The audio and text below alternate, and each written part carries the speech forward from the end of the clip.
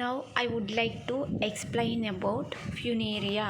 Funaria belongs to division Bryophytes. So Bryophytes means marsh plants or land plants. So ఎక్కువగా moisture కండిషన్లో shady ప్లేసెస్లో grow అయ్యేటటువంటి స్పీసెస్ని లేదా ప్లాంట్స్ని లేదా ప్లాంట్ బాడీని ఏమని పిలుస్తారు అంటే ఫ్యూనేరియా అని పిలుస్తారు. సో ఫ్యూనేరియా యొక్క క్యారెక్టర్స్లోనికి వెళ్తే దీని యొక్క క్లాసిఫికేషన్ చూస్తే division Bryophyta, class Bryopsida, order Funariales, family Funariaceae, genus Funaria. So ఇది ఒకసారి చూడండి. డివిజన్ ఎప్పుడూ కూడా ఫైటా అనే వర్డ్తో ఎండ్ అవుతుంది. అలాగే క్లాస్ వచ్చేసి ఆప్సిడా అనే వర్డ్తో ఎండ్ అవుతుంది. ఆర్డర్ ఎప్పుడు ఏల్స్. ఇన్ కేసు మర్చిపోయినా ఇది ఒక బండగుర్తు అనమాట. క్లాస్ ఇప్పుడు ఆప్సిడా, order ఏల్స్, family ACA and genus వచ్చేసి ఫ్యూనేరియా.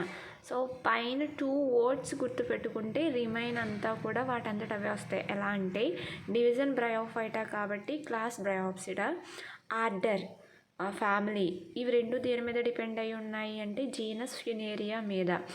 ఆర్డర్ దేంతో ఎండ్ అవుతుందని చెప్పాను, ఏల్స్తో కదా. కాబట్టి ఇది దేని గురించి స్టడీ చేస్తున్నాం, Funaria. Funaria plus ales Funariales. Next family, genus Funaria. Family దేంతో ఎండ్ అవుతుంది, aceae. Funaria plus aceae Funariaceae. So ఇది systematic position. And next one,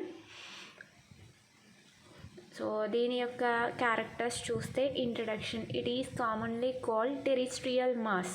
so terrestrial కండిషన్లో గ్రో అవుతుంది. టెరిస్ట్రియల్ కండిషన్లోనే షేడీ, మాయిస్ట్, హ్యూమిడిటీ కండిషన్స్ ఎక్కువగా ఉన్నటువంటి ఏరియాస్లో ఎక్కువగా గ్రో అవుతుంది అన్నమాట.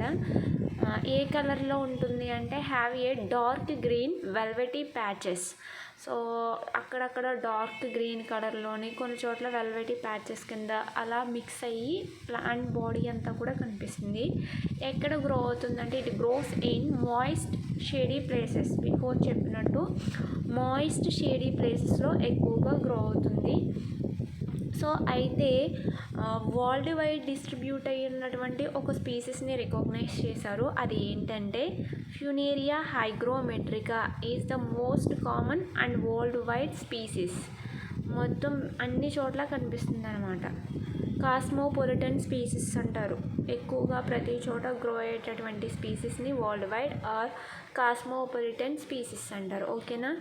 It colonize and grows best in presence of calcium, potassium, nitrogen and phosphorus. So ఇది ఎక్కువగా ఎక్కడ దట్టంగా పెరుగుతుంది అంటే సాయిల్ కంటెంట్లో calcium, potassium, nitrogen and phosphorus. So ఈ మినరల్ న్యూట్రియంట్స్ అనేవి ఎక్కువగా ఉన్న సాయిల్లో ఫ్యూనేరియా హైగ్రోమెట్రికా అనేది బాగా గ్రో అవుతుంది. Okay. And next coming to the one vegetative structure చూస్తే కనుక ప్లాంట్ బాడీ ఈజ్ గామెటోఫైటిక్. సో గామెటోఫైటిక్ అని దేన్ని అంటారు అంటే స్పోరోఫైట్ అనేది దేనిపైన అయితే ఫామ్ అవుతుందో దాన్ని గామెటోఫైట్. ఓకేనా. గామెటోఫైట్ మీన్స్, సో గామెటోఫైట్ అని దేన్ని అంటారు అంటే దేని నుంచి అయితే అంటే ప్రోటోనేమా స్టేజ్ ఉంటుంది. ప్రోటోనేమా అంటే మీరు ఎలాగా చెప్పొచ్చు అంటే దీన్ని ఫర్ ఎగ్జాంపుల్ ఏదైనా సాయిల్లో బల్బ్ ఉందనుకోండి, బల్బ్ నుండి ప్లాంట్ ఫామ్ అవుతుంది. అవునా. సో ఫర్ ఎగ్జాంపుల్ ఆనియన్ అనేది లోపల ఉందనుకోండి, దాని నుండి ఏం ఫామ్ అవుతుంది, ప్లాంట్. ఒక లీఫ్ లైక్ స్ట్రక్చర్ అనేది ఫామ్ అవుతుంది. ఆ లీఫ్ లైక్ స్ట్రక్చర్ని ఏమని పిలుస్తారంటే గామెటోఫైట్. గామెటోఫైట్ నుంచి మరలా ఫ్లవరింగ్ ఫామ్ అయ్యి, ఫ్లవరింగ్ నుండి సో స్పోర్స్ అవి ఫామ్ అయ్యి దాని నుండి ఇంకొక ఆనియన్ బల్బ్ అనేది వెజిటేటివ్ పార్ట్స్ ద్వారా ఇంకొక బల్బ్ అనేది ఫామ్ అవుతుంది.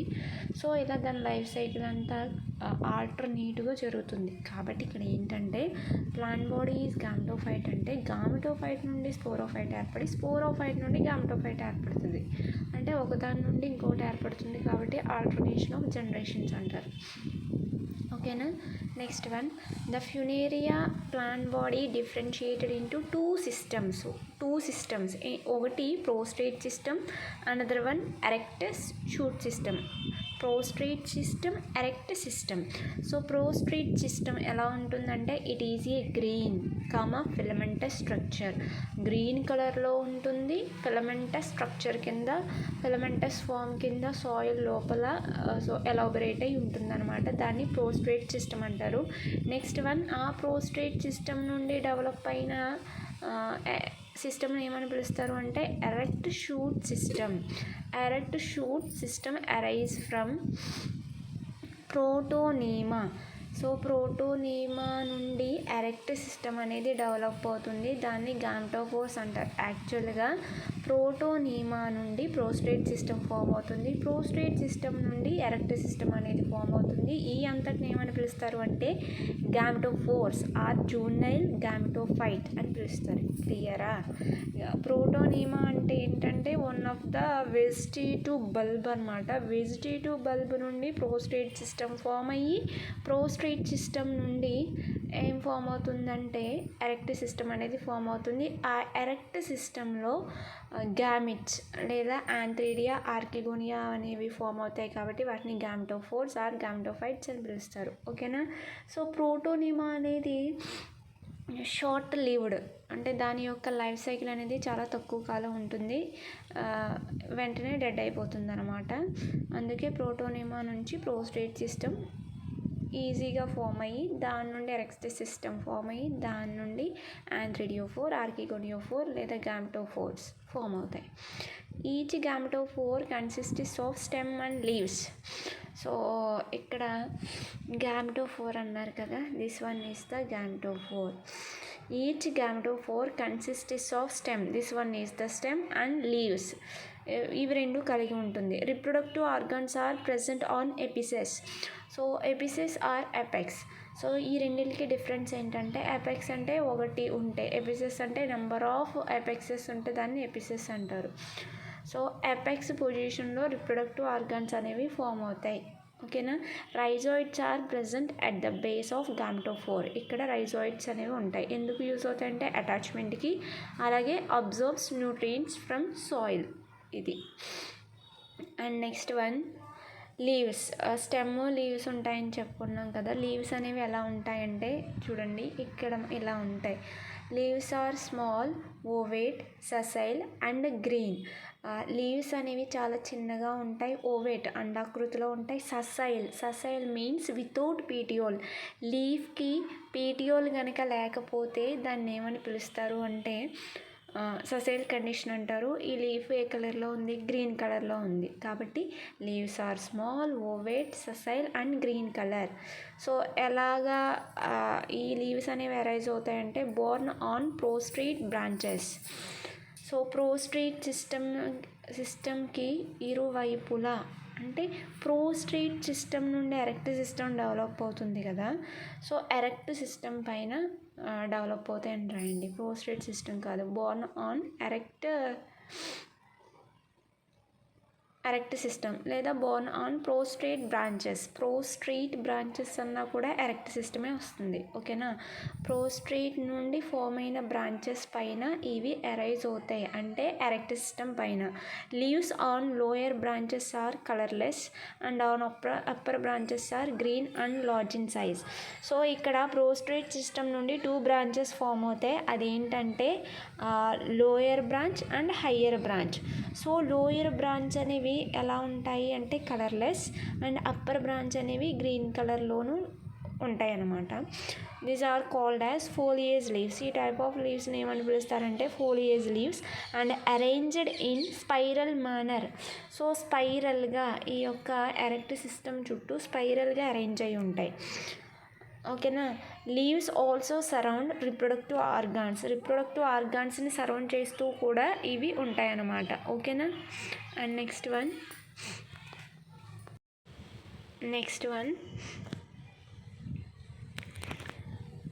Reproduction.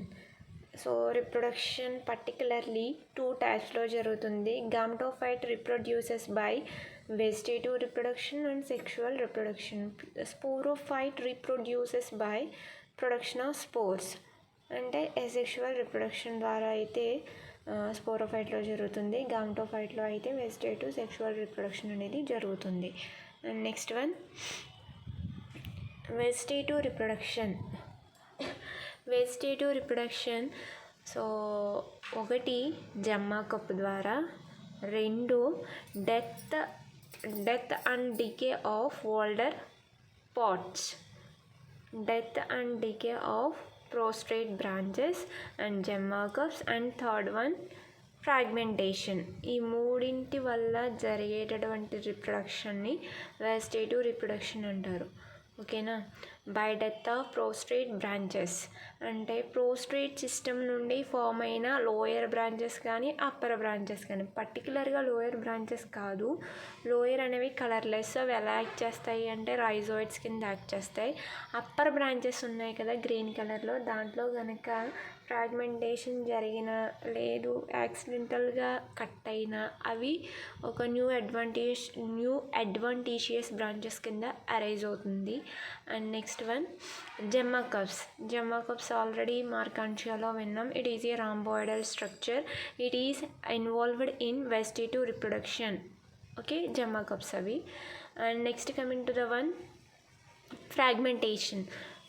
fragmentation are formed and each fragment grows into a new protonema, buds. So fragmentation జరిగిన తర్వాత ఫ్రాగ్మెంట్స్ అనేవి ఫామ్ అవుతాయి కదా.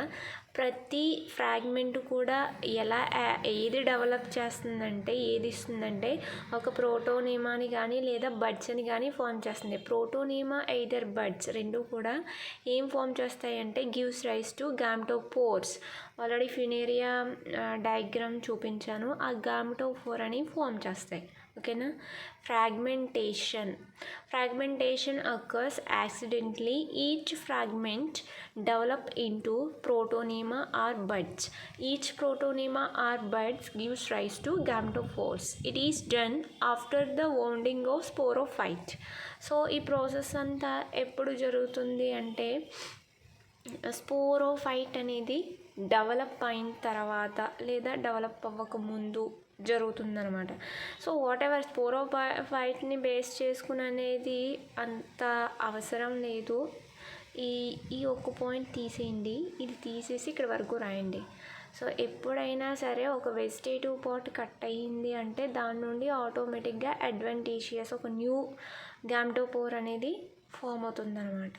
ఓకేనా. And next one అపోస్పోరీ.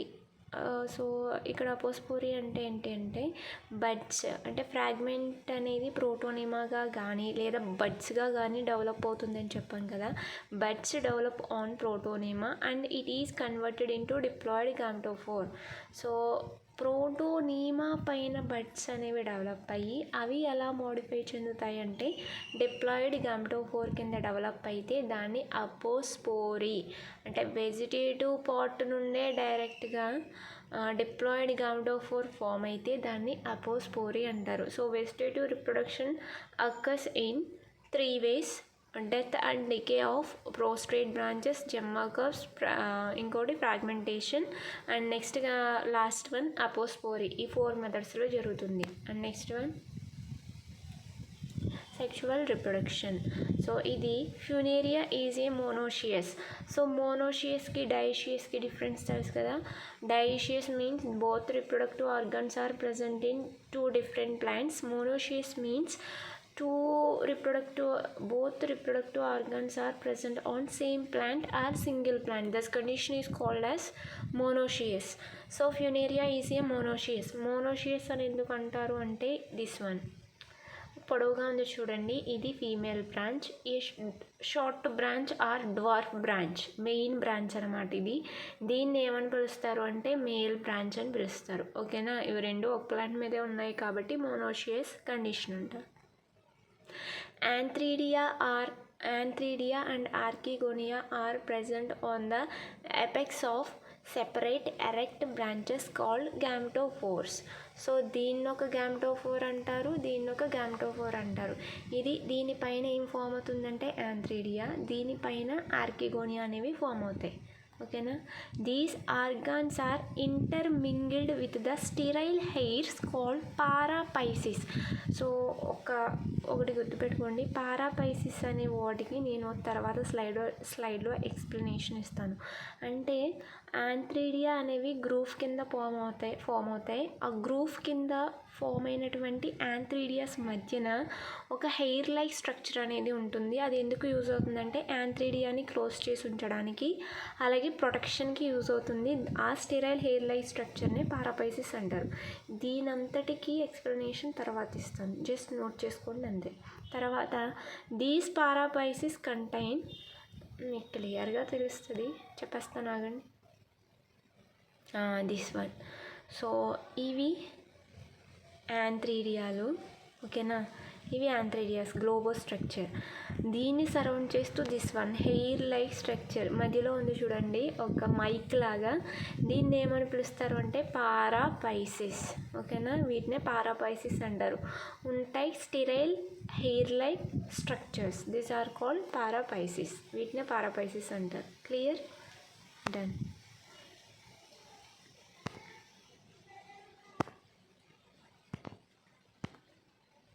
Okay, vegetative reproduction అయిపోయింది.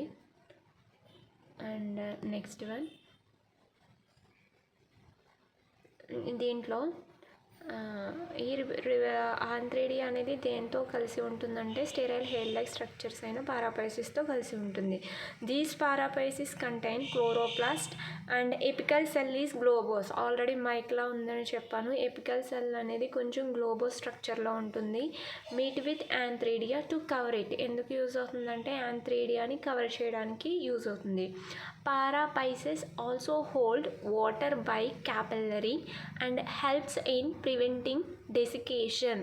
సో ఎప్పుడు కూడా వాటర్ని హోల్డ్ చేసి పట్టుకోవడానికి, అలాగే యాంథ్రీడియా అనేది డ్రైగా అవ్వకుండా ఉండడానికి, వాటర్ లాస్ అవ్వకుండా ఉండడానికి కూడా ఇది కాపాడుతుంది అనమాట, పారాపైసిస్ యొక్క function. And next one, male branch. Antheridia develop in group and present on the convex shaped apex of leafy branch called gametophore or male branch.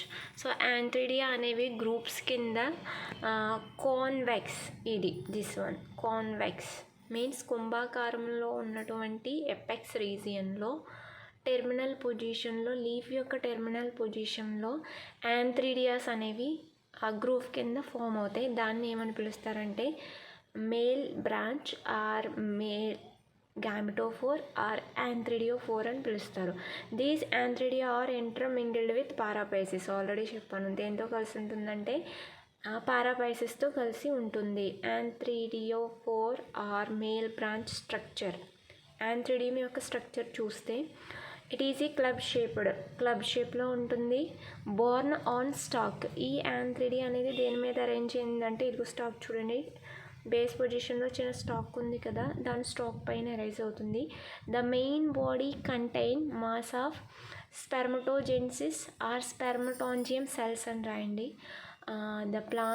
The main body of Anthridium contains a mass of spermatangium cells surrounded by a layer of jacket. దీని చుట్టూ ఒక single layer jacket ఉంది కదా, దీన్ని jacket layer అంటారు.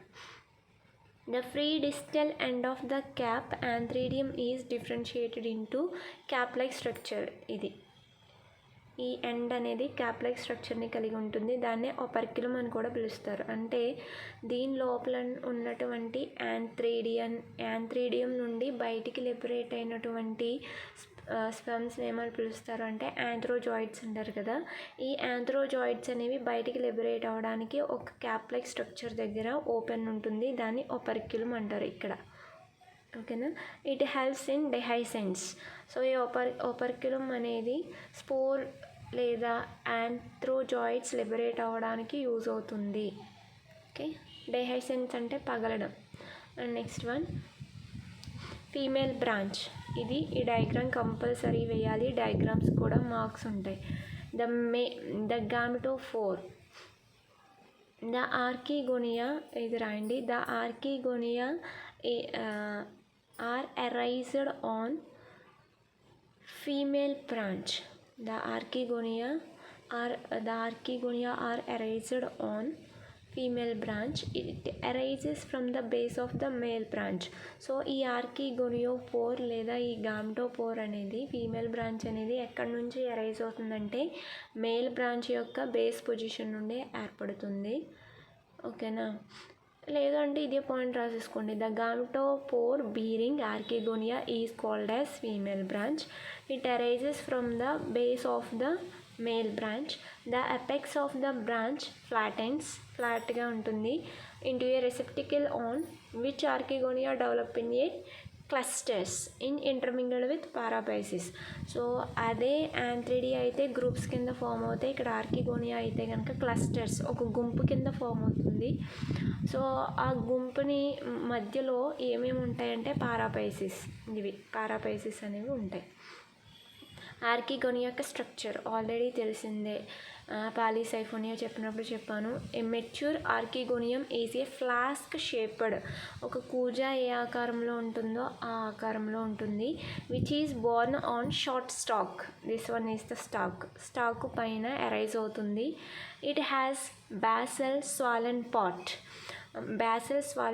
ఉంటుంది. దాన్ని ఏ రీజియన్ అని పిలుస్తారంటే it is called venter region or ventral region. And elongated neck, it is called neck region. The venter is surrounded by 2-layer jacket. Venter రీజియన్ని సరౌండ్ చేస్తూ 2 వరుసల్లో అమరున్నటువంటి లేయర్ ఉంటుంది. దాన్ని ఏమని పిలుస్తారు అంటే jacket layer. Around the neck ఈ single layer, neck వచ్చేసి single లేయర్లో ఉంటుంది. ఓకేనా. The ventral region contain ventral canal cell and egg cell. The neck region contain neck canal cells. Okay, and next one, fertilization. Dehiscence of Anthridium is done by the rain of dew drops from the apical end of male branch. So ఎలా పగులుతుందంటే rain of dew drops. So rain వల్ల కానీ లేదు అంటే due drops వల్ల కానీ ఎప్పుడైతే moisture condition దానికి తగిలిందో swell అయ్యి ఓపర్క్యులమ్ అనేది సెపరేట్ అయ్యి దాని నుండి ఈ యొక్క ఆంథ్రోజాయిడ్స్ అనేవి బయటికి లిబరేట్ అవుతాయి మేల్ బ్రాంచ్ నుండి. ఓకేనా, బయటికి లిబరేట్ అయినవి సిక్కెల్ ఎలా అయితే ఉంటుందో అలా ఉంటాయి అన్నమాట. ఫ్లాజెల్లాని కూడా కడిగి ఉంటాయి, ఇవి స్విమ్ అవుతూ ఉంటాయి. So next one, the jacket cells the jacket cells absorb water లేదా imbibe water and split up from the operculum forming a small pore. So ఎప్పుడైతే జాకెట్ సెల్స్ అనేవి వాటర్ని అబ్జార్బ్ చేసుకున్నాయో అవి స్ప్లిట్ అయ్యి ఓపర్క్యులం నుండి ఒక పోర్ అనేది ఫామ్ అవుతుంది ఈ ఆంథ్రోజాయిడ్స్ లిబరేట్ అవ్వడానికి. The male gametes move in a mass. So male gametes అనేవి బయటికి ఎక్కువగా రిలీజ్ అవుతాయి. At the same time the neck canal cell and ventral canal cells disintegrate to form mucilage. So ఇది antheridium, ఇది archegonium. ఆర్కిగోనియంలో ఉన్నటువంటి neck canal cells, ventral canal cells రెండు disintegrate అయ్యి ఒక మ్యూసిలేస్ సబ్స్టెన్స్ అనేది ఫామ్ అవుతుంది. ఎప్పుడైతే లోపల మ్యూసిలేస్ సబ్స్టెన్స్ ఫామ్ అయిందో ప్రెజర్ అనేది ఎగ్జర్ట్ అయ్యి దేనిపైన ప్రెజర్ అంతా పడుతుందంటే లిడ్ సెల్స్, టెర్మినల్ పొజిషన్లో ఒక లిడ్ సెల్స్ మూత కణాలు అనేవి ఉంటాయి, దానిపైన పడి అవి రెండు సెపరేట్ అయ్యి మొత్తం బయటకు వస్తుంది అనమాట. The mucilage substance released out through neck region. ఓకేనా. It absorb moisture, swell up and forces the disintegration of apical cell of neck. So ఎప్పుడైతే ఈ కంటెంట్ అంతా ఎక్కువైందో మొత్తం రెండు డిసింటిగ్రేట్ అయ్యి ఒక లిక్విడ్ కింద తయారైందో ప్రెజర్ అనేది ఎక్కువయ్యి నెక్ రీజియన్ ద్వారా బయటికి ఆ మ్యూసిలేస్ సబ్స్టెన్స్ అనేది వస్తుంది. అప్పుడు the male sperms are attracted chemotactically ఆ సబ్స్టెన్స్కి, ఆ కెమికల్ సబ్స్టెన్స్కి అట్రాక్ట్ అయ్యి మేల్ స్పర్మ్స్ అనేవి ఎక్కడికి వస్తాయంటే flask like region, neck region దగ్గరికి వస్తాయి, అంటే ఆర్కిగోనియం దగ్గరికి వస్తాయి. And after this fertilization so లోపలికి ఎంటర్ అయిన వాటిలో ఏదో ఒకటి ఎగ్ సెల్తో ఫ్యూజ్ అయ్యి జైగోట్ ఫామ్ అవుతుంది. దీన్ని ఫెర్టిలైజేషన్ అంటారు. ఓకేనా. The zygote enlarges in size to fill up venter and secrete a thick wall around it. So zygote form అయిన తర్వాత ఎక్కడ ఫామ్ అవుతుంది? వెంట్రల్ రీజియన్లో కదా. వెంట్రల్ రీజియన్లో ఎప్పుడైతే జైగోట్ ఫామ్ అయిందో అది సైజుని పెంచుకుని మొత్తం వెంట్రల్ రీజియన్ చుట్టూ కూడా ఒక గట్టి వాల్ని సెక్రేట్ చేస్తుంది, ఫామ్ చేస్తుంది అనమాట. After fertilisation the venter cells divide and form protective sheath called calyptra around the sporangium. So ఇక్కడ జైగోట్ డెవలప్ అయిన వెంట్రల్ రీజియన్లో డెవలప్ అవుతుంది కదా, ఇంకా సైజ్ పెరుగుతుంది. అప్పుడు వెంట్రల్ సెల్స్ ఏమవుతాయంటే వెంట్రల్ సెల్స్లో డివిజన్స్ జరిగి ఈ డెవలప్ అవుతున్న జైగోట్ చుట్టూ ఒక ప్రొటెక్టివ్ షీత్ని ఏర్పరుస్తాయి. దాన్ని ఏమంటారు అంటే క్యాలిప్ట్రా. సో జైగోట్ నుండి మరలా ఎలాగా మోడిఫై అవుతుందంటే జైగోట్ డివిజన్స్ చెంది స్పోరోగోనియం కింద డెవలప్ అవుతుంది. ఓకేనా. అండ్ నెక్స్ట్ వన్, సో ఇది ఆల్రెడీ ఇది ఫ్యూనేరియా. ఇదేంటి? Female branch. దీనికి ఇటు సైడ్ ఏముంటుంది? మేల్ బ్రాంచ్ ఉంటుంది. ఫీమేల్ బ్రాంచ్లో ఇక్కడ ఆర్కిగోనియా ఉంటుంది. ఆర్కిగోనియా దేంతో ఇంటర్మింగిల్ అయి ఉంటుందంటే పారాపైసిస్. పారాపైసిస్ ఎందుకు యూజ్ అవుతుందంటే ప్రొటెక్షన్కి. సో మేల్ బ్రాంచ్ నుండి స్పెర్మ్స్ అనేవి, మేల్ గ్యామెట్స్ అనేవి బయటికి రిలీజ్ అయ్యి ఆర్కిగోనియాని రీచ్ అయ్యి ఏం ఫామ్ అవుతుంది? జైగోట్ అనేది ఫామ్ అవుతుంది. జైగోట్ నుండి స్పోరోగోనియం ఫామ్ అవుతుంది. స్పోరోగోనియం నుండి స్పోరోఫైట్ ఫామ్ అవుతుంది. దీన్ని స్పోరోఫైట్ అంటారు లేదా క్యాప్స్యూల్ అంటారు. ఓకేనా. సో క్యాప్స్యూల్ ఏ షేప్లో ఉంటుందంటే పియర్ షేప్, బేరపండు ఆకృతిలో ఉంటుంది. దాని నుండి ఇలా మెల్లగా క్యాప్స్యూల్ నుండి ఏం లిబరేట్ అవుతాయంటే స్పోర్స్ అనేవి లిబరేట్ అవుతాయి. ఇది దీని యొక్క స్ట్రక్చర్. ఓకేనా. ఇది స్పోరోఫైట్ యొక్క స్ట్రక్చర్. సో ఇక్కడికి రిప్రొడక్షన్ కంప్లీట్ అయ్యింది. నెక్స్ట్ చూద్దాం. సో స్పోరోగోనియం చెప్పాను కదా. Sporogonium, the sporophyte in Funaria is commonly called as sporogonium. ఇది స్పోరోఫైట్నే కామన్గా ఏమని పిలుస్తారు అంటే స్పోరోగోనియం అని కూడా పిలుస్తారు. Spores are produced by meiosis. ఈ స్పోరోఫైట్లో స్పోర్స్ అనేవి ఎలాగా ఫామ్ అవుతాయి అంటే సో మియోసిస్ డివిజన్ అంటే ఒకసారి డివిజన్ జరగడం వల్ల 4 స్పోర్స్ అనేవి ఏర్పడితే దాన్ని మియోసిస్ అంటారు. అదే మైటోసిస్ అంటే ఒకసారి డివిజన్ జరిగితే 2 స్పోర్స్ అనేవి ఏర్పడితే దాన్ని మైటోసిస్ అంటారు. ఇక్కడ మియోసిస్ జరగడం వల్ల స్పోరోఫైట్ నుండి స్పోర్స్ అనేవి లిబరేట్ అవుతాయి. ఇది స్ట్రక్చర్. ఓకేనా. Structure of స్పోరోగోనియం. సో ఇది కూడా చెప్పేస్తాను. స్ట్రక్చర్ ఆఫ్ స్పోరోగోనియం ఏ పార్ట్స్ ఉంటాయంటే it is borne at the end of female branch. So అంతే కదా, ఆర్కిగోనియం అనేది ఫీమేల్ బ్రాంచ్లోనే ఉంటుంది కాబట్టి it is borne at end of the female branch. It has 3 following parts: massive foot, long seta, pear shaped capsule. Foot, seta, capsule 3 parts ఉంటాయి. So what is foot, what is seta, what is capsule? ఇక్కడ చూస్తే కనుక foot is embedded in the apical tissue of female branch. So foot అనేది దేన్ని foot అంటారంటే దీన్ని foot అని పిలుస్తారు. దిస్ వన్ ఫుట్ దేనికి అటాచ్ అయ్యి ఉంటుందంటే ఫీమేల్ బ్రాంచ్కి స్ట్రాంగ్గా అటాచ్ అయ్యి ఉంటుంది. ఎందుకు యూజ్ అవుతుందంటే foot it absorb water and nutrients from the gametophyte.